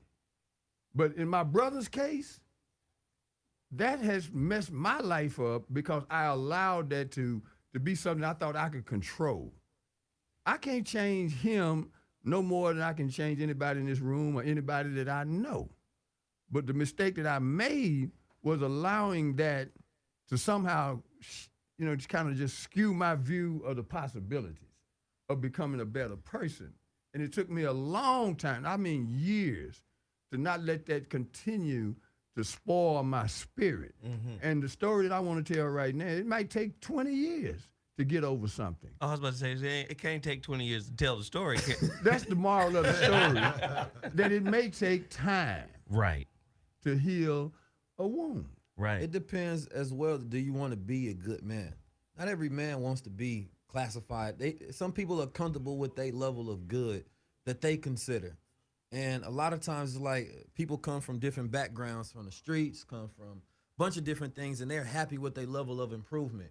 And they say anything beyond this, I'm not even trying to go. I'm comfortable with, what I've come to as a man. Not everybody wants to get to that level of perfection of godhood. Some people are Right. content with, damn, I'm better than what I used to be. Let me try to maintain what I am. Right. But then you got to, there's the other point too.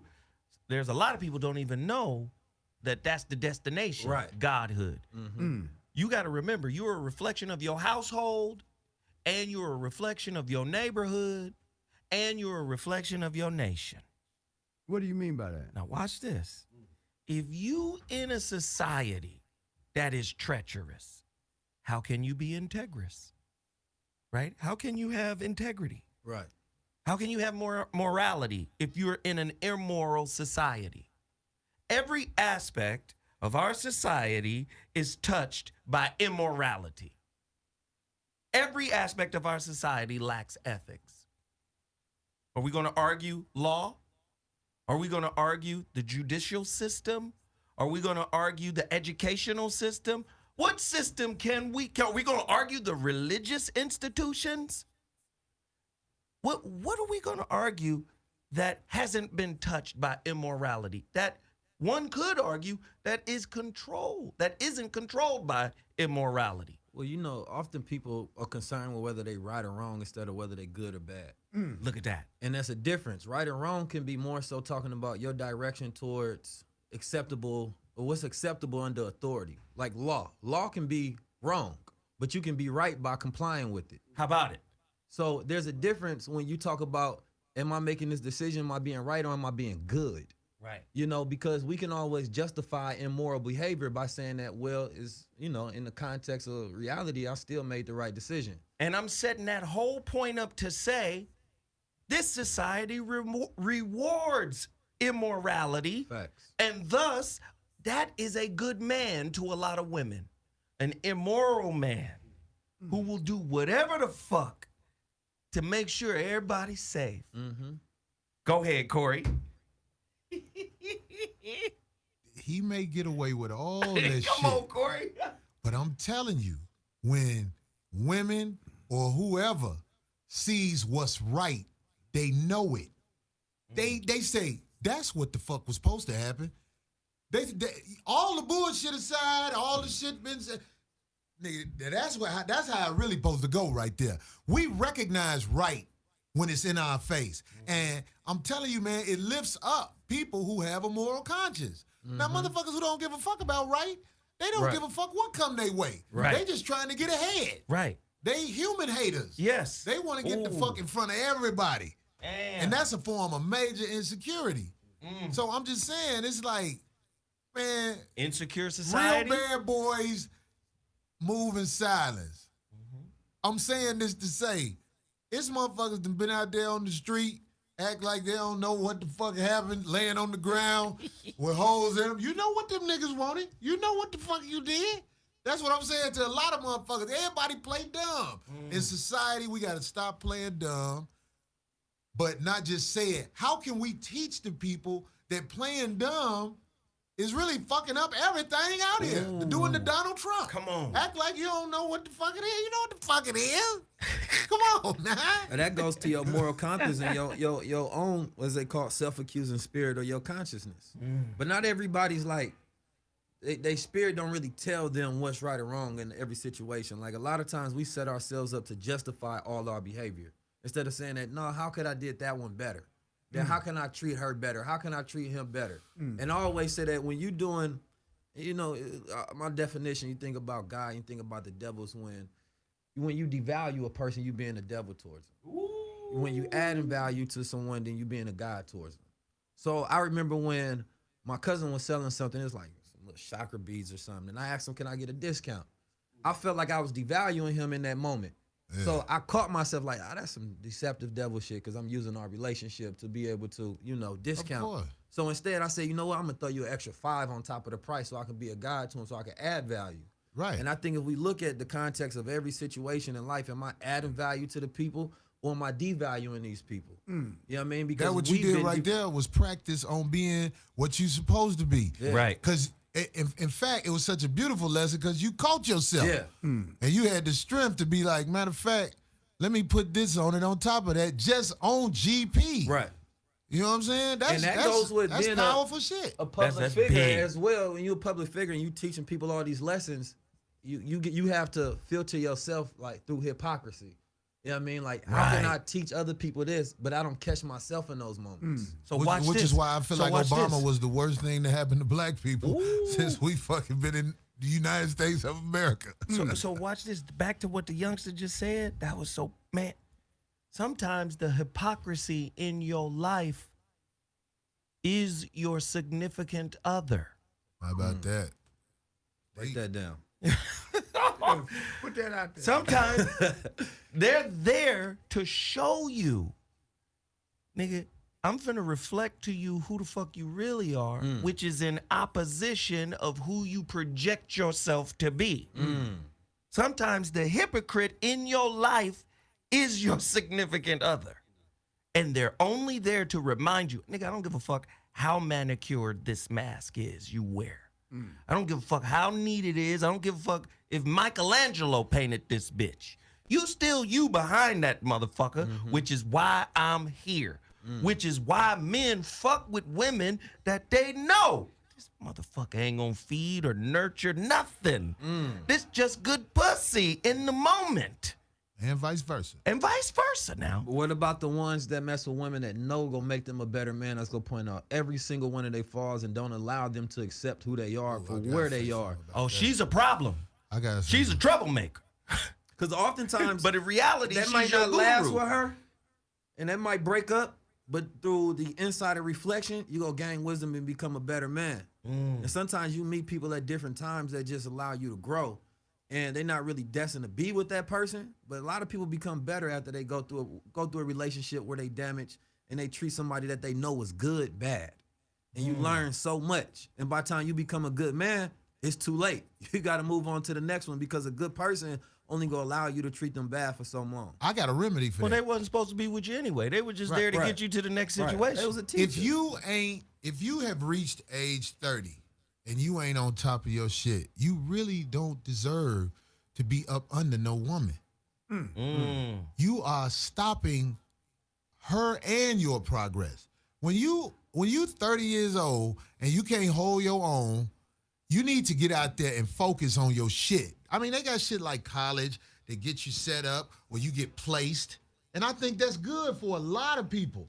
Some of us don't need to be placed. Some of us, you could throw us wherever the fuck, we gonna find it. And we gonna figure it You know out. what I'm saying? But I'm saying it's a lot of people need to be placed. But let's say you, matter of fact, fuck 30. If you at age 35 and you still haven't found your way to hold your own in this wilderness called North America. You really don't need to be up under no woman like that. I'm not saying you can't fuck, but I'm saying you don't need to have nothing. but- This my girl, woo woo woo, because it's stopping your progress. Because I'm telling you, man, if you have to do it, Right. most of the time it brings something out of you to get it done. But when you don't have to do it because you debonair, you whatever, you can lay up off a bitch, whatever, you are stopping your potential. You have to have the courage to get the fuck away from that shit. Go be who you can be if your back is against the wall. Now- Because when your back against the wall, that's when you like, I ain't bullshitting out here. I'm on top of my shit. And that's like now, what but- Mr. Farrakhan says that when she, got to take true. care of you, she become your mother. She becomes How your about mother. that? That's true. That's real. Now, back to what Corey's saying. Corey talking about 300. What do they do to the deformed motherfuckers? They oust them. They kill them. Yeah. Or they kill you or tell you to get the fuck on. Get the fuck on. You deformed. You gonna fuck up the whole the thing, Right. when we set it But up. so as a man, you have to have ambition to want to imprint your ambition in your will. Because I think that this generation especially, and I'm part of the generation that I'm talking about, is super emasculized in a manner that they don't have that real feeling of what it actually means to be a man. A lot of them, they don't feel as if they want any power. They So- haven't had the rite of passage. Is that what it is when you go out and you become a man? The rite of passage, Yeah. Right. man. That's They missing they in America. comfortable being boys and around other individuals and allowing other people to manage their life instead of saying, "Let me see what power feels like. Let Listen. me see what it how Instead of going to hunt let me the prove wolves. my power in reality. What can I produce?" Listen, this is the new rite of passage. 5150 show, mansions, Zoe What show. This 19 Keys podcast. 19 Keys How about podcast. that? That's This what's up. is the new rite of passage. Bobby G, what's the name of your country corner? Well, yes. Fried chicken and wisdom. What's the name of your show, Bobby? I'm still working that out. But see, the thing is, the links that have been broken have to be out of necessity repaired at whatever cost.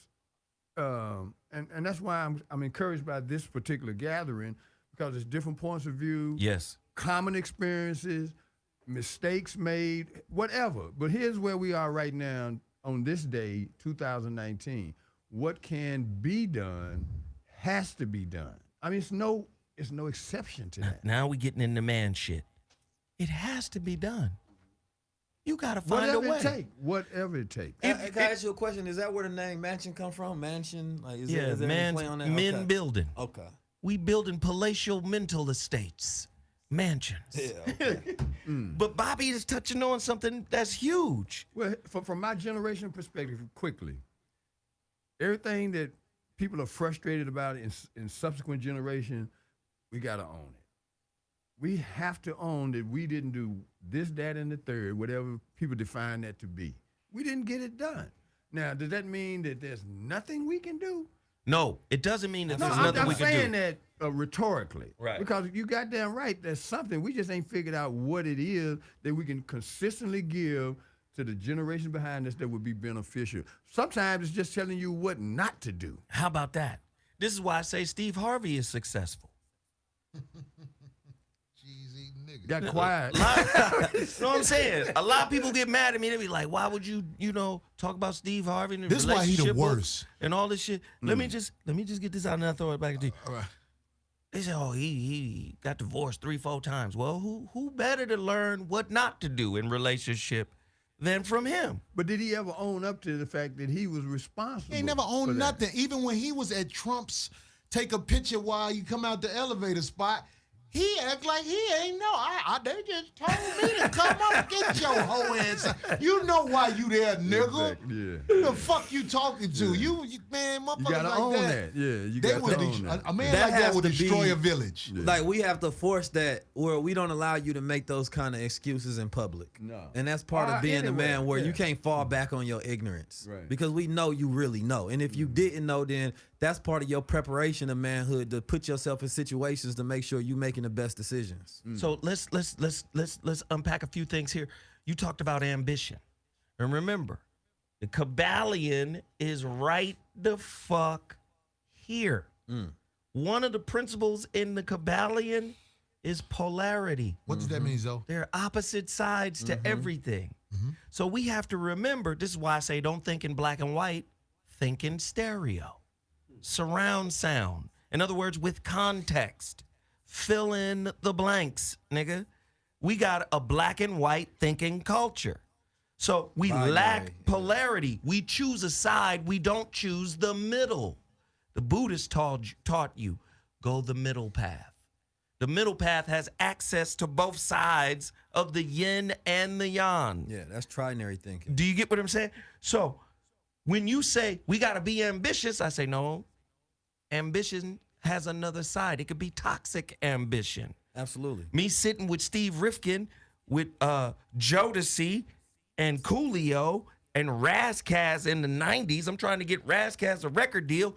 And Rifkin goes, how many millions do you need to get before you stop, fighting and getting the millions? All the niggas said some sensible shit, man, 10, 15, 20 million, I'm good. I could live off that for the rest of my life. Well, I'm at 500 million and I won't stop. And I'll never stop. Who said that? This is Rifkin. This Steve Rifkin talking, Owner of Loud Records. The Jew. No, I said 10, 15, 20 million. No, I'm saying who said 500 million? Steve Rifkin. Who is he a Jew? I'm asking you, is he I don't know. I see him as a white man. I don't know what his religious Okay, all right. So I shouldn't have said Jew. I should have said the pale person. Now, the reason I say ambition, though, because I think I think that this generation is very feminine, the young boys in this generation. And I think that they lack ambition, which is more a balance for them, because I think they have the other spectrum. Yeah. So I think that's where a lot of their balance actually comes in, because they got the expression, they got the feminine aspect, to where I think that these young boys are more emotionally mature, because they more tapped into their emotional side. But they don't have that much ambition. Remember this, 19 Keys. You can't be ambitious unless you're fully present and aware of what the fuck you here for. Well, that's aspirational as well, about becoming more. So you got to know what your purpose is. That's why I like the Way of the Superior Man by David Dieter, when he talks about fucking your purpose the way you fuck a woman. That's what will attract women to you if you've clearly fucked the shit out of your purpose. The reason you're here, women are attracted to that. But you got to test yourself to even know what level of manhood you are. And so the ambition is about obtaining things, right? So if you have a goal and you can obtain it, that lets you know that your willpower working. In a consumer-based society. You're right. Yes. So not to get stuck in that, but just to test that, to know. And then you can balance it out with aspirational, doing things that's for a purpose. Because being a man, you have to be working. And not just like working for somebody else, but working on yourself at all times. Well, So that's the you have only to be a work that working really man. matters. That's what royalty do. What is the only work that matter? Self-work. Yeah. See, royalty sees working as worship. That's what the word means. It means worship. That's the what the slaves, the Sumerians- commoners work for the royals. The royals are busy working on themselves to have a divine connection with God. See, I don't have time to go out in the field and get the hay and the apples and the oranges. We're going to have the commoners go do that shit for us while our legs are crossed and we're vibrating and humming. Right. Is the problem the commoners who are aware they're the commoners are perpetrating like they're not that? Is How that about the it? problem? Yes, keep going. I mean, I'm saying, like, I don't know what makes you a commoner. I'm not going to sit up here and put that definition out there like I know that. But I'm here to tell you, man, it's a certain time in your life where you got to recognize what the fuck you doing and what the fuck you to put out there. And that's really you. Right. You know what I'm saying? You've been out here a long motherfucking time. And it don't even look like it's going up from here. There's a lot of, the easiest thing to do is say it. Bobby. It's hard to do it, motherfucker. Bobby, is every black man in America, this is a question for everybody, is every black man in America, is every black man's ego in America a glass house? No, not to me. And it ties into something that Corey just said. And I'm looking at it from my own vantage points. I'll be 65 next month. And there's certain things that it's going to take another 5 to 10 years to accomplish that I should have accomplished before now. And the only reason I keep aspiring and driving is I haven't done it.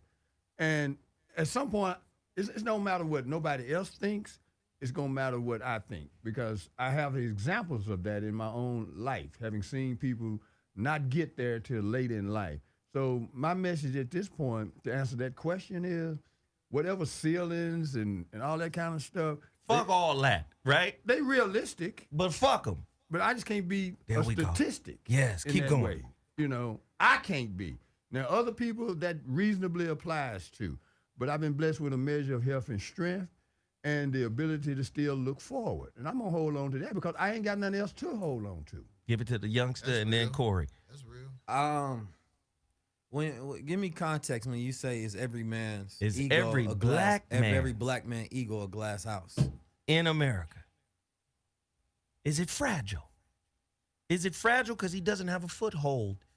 He's at the bottom of every significant statistic in American data. I think that would make it fragile then. I think that would make it opposite of fragile in that context. Say more, yes. Because I think it would be justified, because there's a lot of resistance and that ability to even feel like a man, to be able to feel free in a place to where you grow up in oppression or where everybody wants you to repress all of your feelings. Nobody really. So today, right, heterosexual black masculinity is the last thing on everyone's list. And it's the last thing, it's no longer celebrated. You're not going to go outside and see ads of black masculinity. You're not going to see anything that represents your heterosexual pride as a black man in America.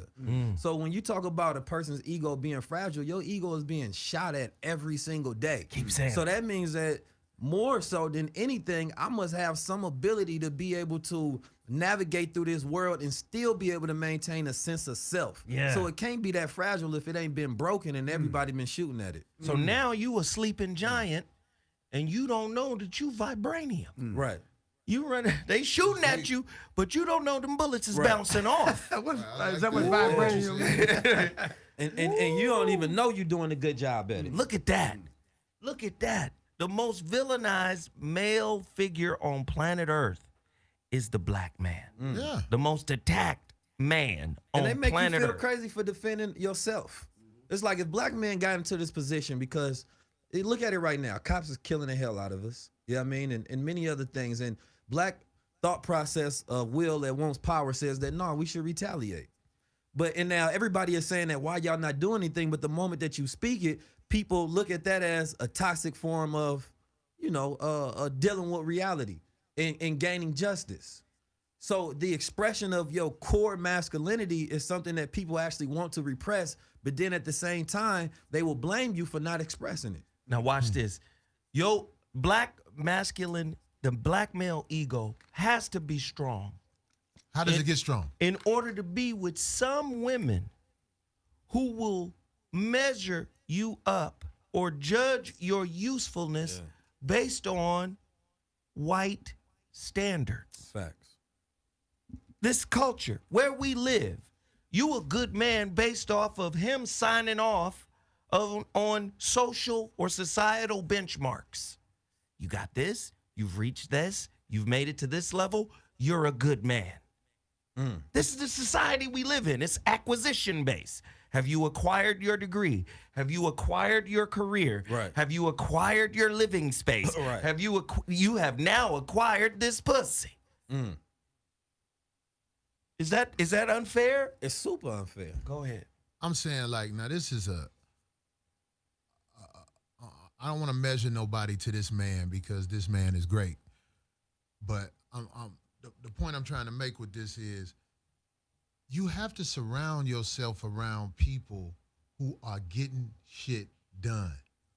Because if you are a person out there getting shit done or trying to get shit done, and you see people who are getting shit done, I'm telling you, it's going to bring out what you need to get shit done. How about it? I was at the last Savior's Day, and I saw the minister, he have a lot to say. But he was showing us gifts and things that he received in countries that ain't got nothing to do with the United States. Right.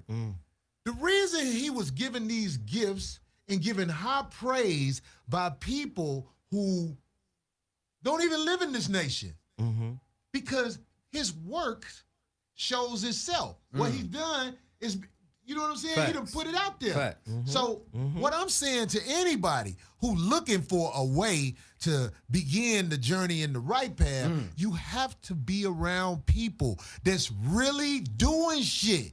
Because if you're not around nobody that's doing something, I'm telling you, they're going to bring, it's like they destroy the power of your drive, the potential of your drive.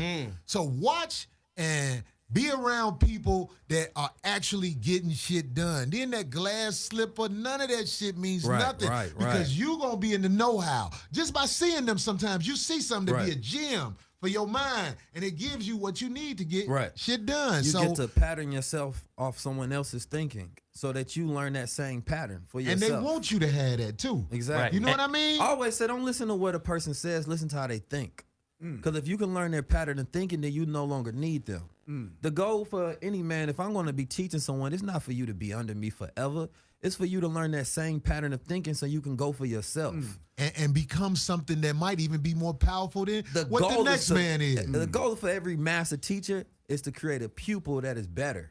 Right. That at least can stand on the side. That lets you know that you're a powerful teacher. So I look at like a lot of people that say Malcolm X became a better teacher than Honorable Elijah Muhammad. Of course. Well, that would be a testament to the master teacher that the Honorable Elijah Muhammad was. Right. How about that? So I even look at people's That's why arguments every they time- don't even know. An example of what I was saying before he said that. You see what he just said? Yeah. See, you learn by being around certain minds. Yeah. I don't like being around bullshit motherfuckers. I can't do it. Once I establish you as a bullshit motherfucker, Right. that don't mean I'm gonna ever act funny with you because I'm one full of love. Right. But I can't fuck with you for real. Like, You hey, know, my what up, definition baby? of my philosophy All right, of bullshit is when somebody says something with no regard to whether it's true or false, How about that? or do something with no regard to whether it's true or false. Wow. And How I about remember that? when I used to try to play smart when I was younger, and I used to use all kind of words that didn't make sense.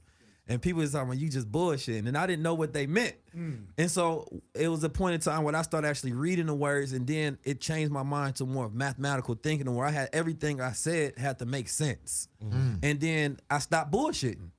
So a lot of people don't know that they bullshitting because they be saying things and doing things with no regard to whether it's true or false. And on top of that, you sitting up shit. here on this planet knowing when you open your motherfucking mouth, you Right. being judged. Right. Now, motherfucker gonna judge you wrong most of the time. You know what I'm saying? Right. Unless you one of them fake philosopher acting motherfuckers. Then they be like, oh, he deep. Get the fuck out of here. You ain't even listen to what this motherfucker said. But I'm saying, if your works that you put in Right. is 100 shit, Right. after a while, it's going to be recognized. Right. You could be a good person and still be a bullshitter, and I don't think that's what most people don't know. Right. And again, Wait, you A can be lot a of good people- person and still be a bullshitter? Yeah, you Yeah. can be good at heart, but not even know that you bullshit. oh yeah. No, that's You an just lost. excuse. That's an excuse, brother. Trust me. When people, because there's people out here who just ain't out to hurt everybody, but Well, they everybody's haven't not mastered their ways aware. of bullshitting. You know what I mean when I say that? I hope I'm making this clear some because I'm not people- going against what you No, said. you're right. Some people try to master their bullshit. You say mask They it? try to master their bullshit. Master, okay. So well, when that you ain't- recognize this bullshit, you're supposed to go in the opposite direction of it. Some people try to become a masterful of it. They be like, well, this got me in that room, this got me I in see what this. you're So they saying. try to go further into it. Not really a master of it, but a maintainer. Yeah. If it works, I'm gonna maintain this Right. mode of operandi. But guys, don't you think I if you get it. get in that room off bullshit, you can't stand on what the fuck you Nah. came with? no, You can't stand there, nah. Because You know it's what I'm saying? gonna come Yeah. to a moment. You want to come to that room, motherfucker? Look, this come from work. That's Right. how I got here. Right. You can't tell me shit. I've never got a job or interview rather in life to where I didn't get the job.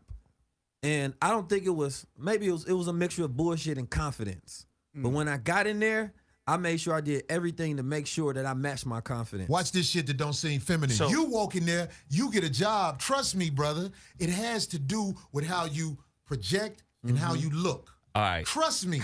That makes the difference. Because there's people who come in there who got the best shit. Right. But they look weird and they don't project right. Right. You get what I mean when I I say understand that? that. When you walk in the door, you already winning. Yes, Remember I sir. told you that, young brother? Yeah, yeah. You already winning. They're like, right. well, who's this? I like him. So let You me know what I'm saying? so let me do this real quick. You're listening to Mansions on Dash Talk X. This is the Real Man Cave. Everybody else, man, we you know what it is. Me, 5150, Mansions, Zoe What Show. That's the triad. We out there killing the game. This right now. church. This is the church room right now. Somebody in the chat room said black men judge each other by white standards too. Yes, we do. You might be new to the show. We have a word. The word is some but all, some but not all. We don't speak in absolutes. We speak in generalities. This goes back, see, because a lot of people want to be heard. Some but not. They want they want their Slick, credit ain't for it? saying something. Again, that's black and white thinking. Well, you do know the other side is true too. We don't have to say it when you're intelligent. It's already there. We know that. Well, the reason why we're talking about an aspect of this argument is because we want to bring light to that angle. Exactly. That's it.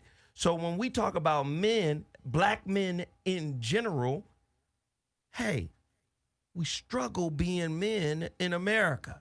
America never wanted us to be men. Struggle being American men in America. And keep going. We struggle with that.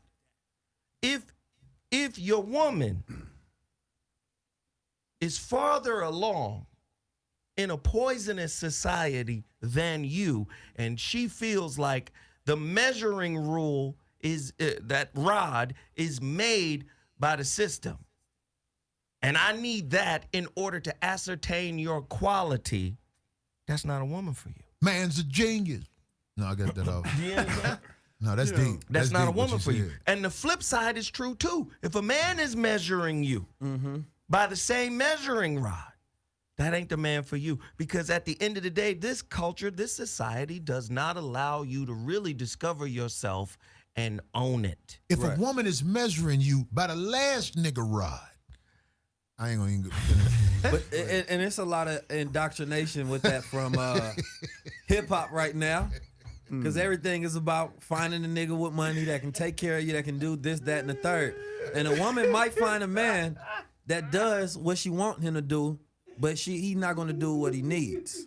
I mean that in the context of where, yeah, he might be able to take you out to eat, get your hair done, buy your purses, blah, blah, blah, but that's not the man that you need, though, all that the shit time. play out. Y'all be You understand arguing me? in a house full of shit. Might find who you want, but you're not going to find what you need. So let me do this real quick. Bobby, we got to go. Where do they find you? How do they support you? Twitter at Glanton-Smith. Also, just use at Glanton-Smith. I just want to say Everywhere? one thing. Go ahead, Bobby. Each week we put stuff out there and we try to build on it. And that's what I'm going to continue to do, is just try to leave a mark that makes sense in the end of the day. Everything else is work in progress. There you go. I can smoke a bag of that. 19 Keys, what's up? Man, at 19 Keys on every platform, at 19_KEYS on Instagram, on YouTube, 19KEYS, 19 Keys. If I don't change your life in 19 days, unfollow me. There you go. Wow. Here we go. Corey I know Holcomb. what it is, Corey Holcomb, 5150 show. If you don't know how to find it, talk to killed. somebody and get behind it. You dig what I'm saying? Hey. I just made that up right there. I'm just saying. It worked. Hey, last night's show was, that It was real fire, deep. boy. We had some real brothers they ain't talking from nothing but experience. You understand? I'm talking about real gangster nigga. Everybody was in there talking some real shit. Not no motherfucker who perpetrate gangster. A real nigga who Right. didn't want to fuck with. One thing Willie D ain't brag on, Willie his D boxing. was Golden Gloves Yeah. in Texas. Yeah. And you know Texas got some motherfucking athletes. You know what I'm saying? Hey, Oh, yeah, so did he? listen. So That's listen. what's up. I appreciate everybody for chiming in. You already know what it is. We don't have all the answers. This is just the impetus of the conversation. We put. just started it. You have to finish it. Keep it going. Keep it moving. Share it. Like it. Do all of the things you need to do to get this in front of people who need to see it. You know who that is, the youth. Let's get the youth thinking differently than, all the other people who failed us in the past. So let's keep it popping. I'm Zoe Williams, the voice of reason. Thanks for tuning in. I'm Tyrone. No, I'm I'll be back Friday with another heater. We appreciate y'all. Deuces. I heard that nigga got a gun pulled on him. Tyrone. She put on a sock.